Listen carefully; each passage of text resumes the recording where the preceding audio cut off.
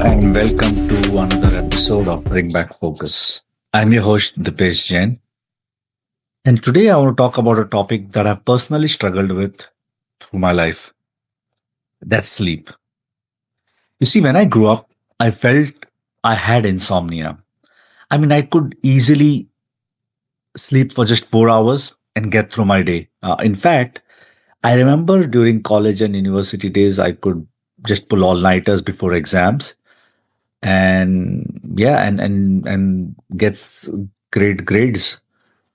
I remember seeing my friends see this as, I saw admiration in someone, I saw envy there, and all of that made me feel like, this is a superpower I had. I wore it like a badge of honor. It wasn't until very late in my life that I realized that this is causing more damage than benefits.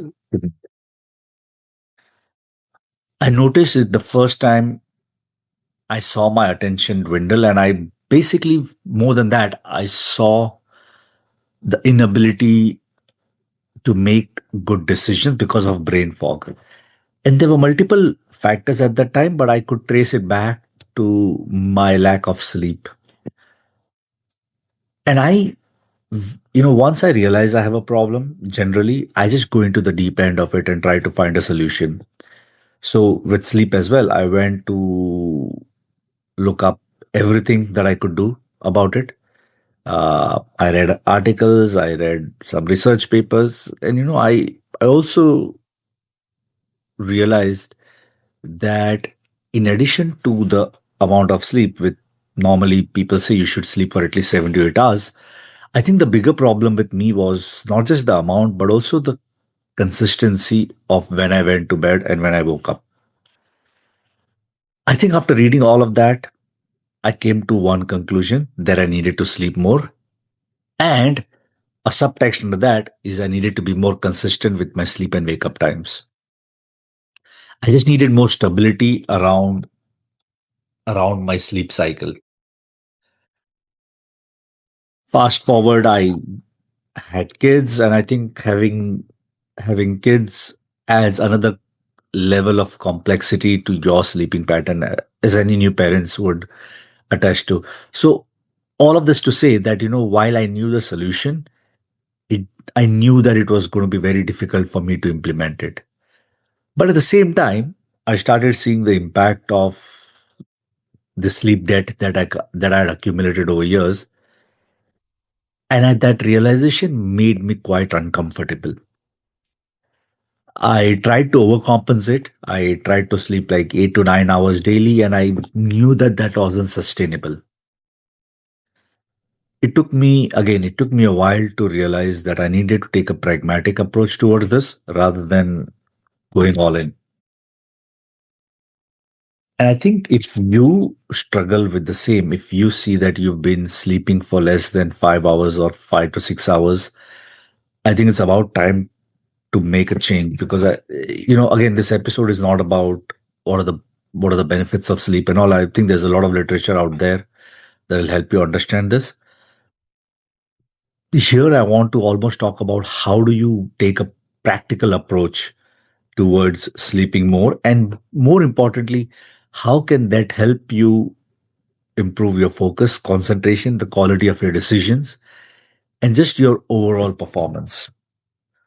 So, having said all of this, I think there are a few core principles that I would suggest, and then I think you can create your own framework or routine around that.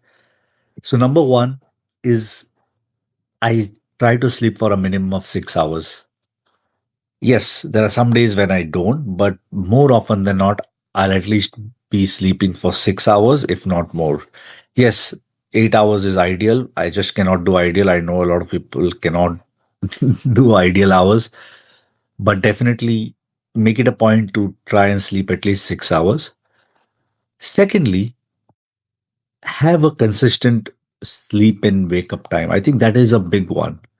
So you could be sleeping from 9 to 4, or you could be sleeping from 1 to 8. If you change that every day, it's going to be a problem. So try to maintain some regular hours, whether it is sleep between 9 to 10 and wake up between 5 to 6, or sleep between 10 to 11, wake up between 6 to 7, or whatever works for you. Just try and maintain some sort of consistency around that. That's one. The third thing, so yes, sleep for 6 hours minimum, ideally. Have consistency around sleeping cycle. The third one is get some sort of a sleep tracking device. Now, I don't say that this is hard and fast, but I just know that I recently purchased the Aura Ring, and I see the value of having something like that. It just keep makes you accountable to yourself. So it could be a ring, it could be a watch, it could be anything. Today you have technology that would have at one point costed you a lot of money, but today it's available, pretty accessible, I would say. So get some sort of a sleep tracking device and help it improve your performance.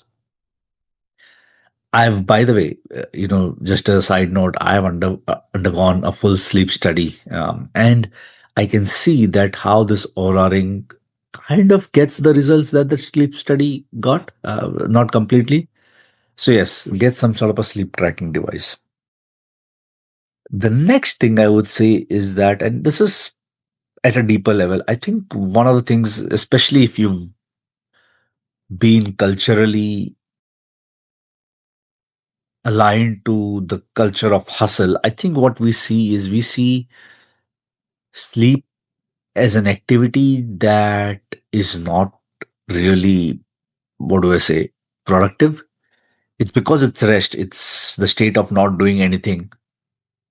And in our minds, we feel that doing something is better than not doing anything. And that's why a lot of times we prioritize other activities over sleep. Like you'd wake up early to do this. But if you change your mindset around this, a lot will change. So if you see sleep as actually one of the most productive activities that you can do that will help impact other areas of your life, you will start prioritizing it over other things. A lot of times, cultural connotations, like if you're sleeping too much, you're lazy. If you're sleep, it just sleep has been associated with passive laziness. It is not. It is the most active and the most impactful thing you can do. So view sleep as an impactful or a productive activity. I mean, I hate to use the word productive activity, but yes, view sleep as something that will change your dynamics in other parts of the work that you do. It will improve the quality of exercise, it will improve the quality of attention, improve your cognitive behavior, improve a lot of things. So, yeah, again, recapping all the things, try to sleep at least 6 hours, if not more. Um, have a consistent sleep time, wake up time. Get some sort of a sleep tracking device. I think that will really help you be accountable. View sleep as an activity that is impactful in other areas of your life. So that way you will start prioritizing this over everything else. And I think most importantly, be practical about it rather than trying to go full deep end and becoming complete idealist about sleep. It's just not going to happen. And if you are not convinced about the benefits of sleep, I definitely recommend reading some material out there. There's a lot of good content around sleep and its benefits. Thank you so much. I'll see you in the next episode.